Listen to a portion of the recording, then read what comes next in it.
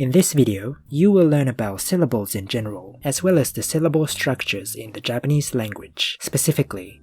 First of all, a syllable must have a nucleus. A nucleus is typically a vowel, but some consonants can function as a nucleus. A syllable may also have an onset as an optional element. An onset is whatever comes before the nucleus, and it is usually a consonant. More than one consonant can form an onset. Whatever comes after the nucleus is called a coda. A coda is typically made up of a consonant and can contain more than one consonant. The nucleus and the coda are sometimes referred to collectively as the rhyme. Now that you know what a syllable looks like, let's go through all the syllable structures that are possible in Japanese. The sound system in the Japanese language is very simple. In fact, there are only 7 types of syllables in Japanese. 7 may sound like a lot, but if you know the 7 days of the week, there's no reason you can't memorize all of them. Besides, you don't actually have to memorize them in order to be fluent in Japanese anyway. Number 1.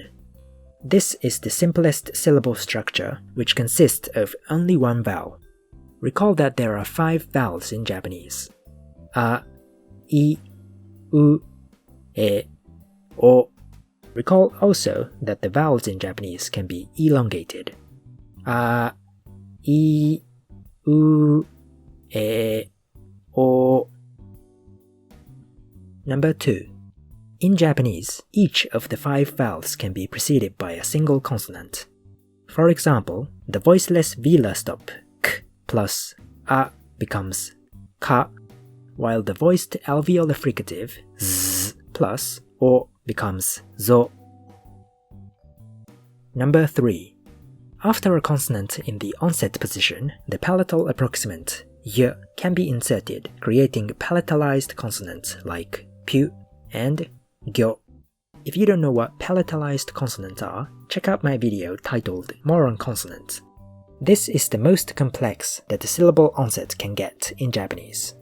The Japanese language does not allow more than 2 elements in the onset position, and if the onset has 2 elements, then the second element cannot be anything other than the palatal approximant. Number 4, number 5, and number 6.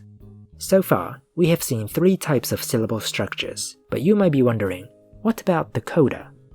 The Japanese language doesn't like the coda position being occupied, except in a few special cases.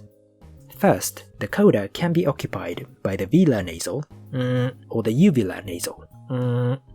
For example, the word en is a monosyllabic word where the onset is absent and the rhyme has 1 vowel and 1 nasal. In the word kan, the onset, the nucleus, and the coda are each occupied by a single element, whereas in the word nyan, the onset has 2 elements, while the nucleus and the coda each contain 1 element. Another case where the coda can be non-vacant is when we have a geminate consonant in a polysyllabic word. Consider the word akka, for example. In this word, there is a geminate consonant between 2 vowels. This word can be segmented into 2 syllables. The geminate consonant has been split into 2 copies of the same consonant, with one belonging to the coda of the first syllable and the other to the onset of the second syllable. You can't really hear the first voiceless velar stop, so you might think that it's not actually there. But after we pronounce the vowel in the first syllable, we do place the back of the tongue on the velum or the soft palate, so that the blockage thus formed can be released at the onset of the next syllable. These 2 cases are the only times when the coda position in a syllable can be occupied. Number 7. Lastly, we have a very special case where the syllable consists of 1 velar or uvular nasal in the nucleus. This happens under very restricted circumstances. For instance, when you couldn't catch what someone said to you, you might say, This is a monosyllabic sound consisting only of 1 nasal. Another example is a long word that starts with the nasal, like N'Djamena or N'Djamena, the capital of the Republic of Chad in Africa. Furthermore, you can also get a syllabic nasal when pronouncing a word containing the nasal slowly. For instance, the word kantan should normally be analyzed as having 2 syllables, kan-tan. However, when pronounced slowly and emphatically, it can be segmented into 4 syllables, ka-n-ta-n, with the second and the fourth syllables being the syllabic nasal. So these are the 7 types of syllables in the Japanese language. In the next episode, you will learn about moras.